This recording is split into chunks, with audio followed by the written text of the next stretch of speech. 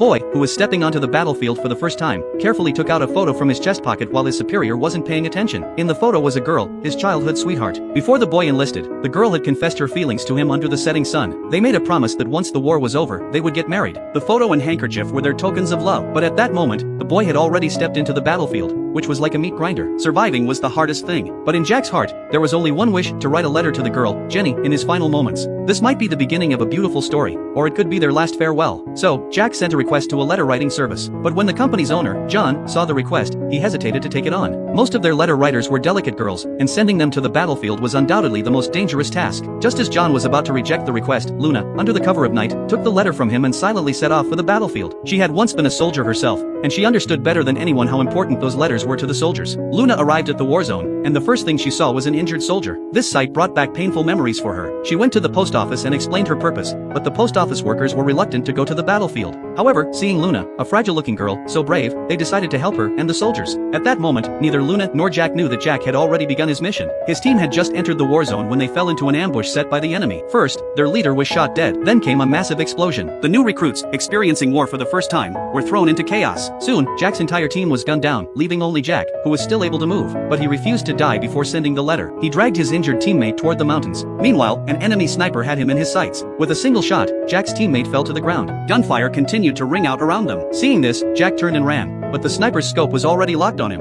With another shot, Jack slowly collapsed. The last thing he saw was his hands drenched in blood. But just as the enemy was about to deliver the final blow, the roar of a plane filled the sky. Jack faintly saw a girl descending from the air. The enemy immediately began firing at Jenny, but she nimbly dodged every shot. She quickly captured one of the soldiers, and with Luna's help, the enemy agreed to spare Jack. Luna slowly knelt down in front of Jack. At that moment, Jack realized that the powerful girl in front of him was one of the letter writers. Luna then took Jack to an abandoned house. By now, Jack was weak from his gunshot wounds, and he could feel his life slipping away. Now, Jack had only one request: to write that unfinished letter with the time he had left. Luna agreed to help. Jack first wrote to his parents, thanking them for raising him over the years. He was happy to be their child. If there was a next life, he wished he could take care of them instead. After finishing the letter to his parents, it was time to write to Jenny. Jack quietly spoke to Luna, telling her they had been neighbors since childhood, and had always liked each other, but they had never been able to become a couple, never done the things lovers do. Jack regretted that he had fallen in love with Jenny, but never had the chance to grow old with her. At that moment, Jack began to drift into unconsciousness, as though he had returned to Jenny's side. Luna's eyes filled with tears, but words of comfort were useless. The only thing she could do was gently take Jack's hand with her cold mechanical one. Though the mechanical hand was cold, Jack felt a warmth. It was as if he had returned home at dusk and saw Jenny waiting for him. Luna slowly sat up, and the fire in the stove had gone out, the room growing cold. The only thing Luna could guarantee was that the letter would be delivered. So, one warm afternoon, Luna went to the village.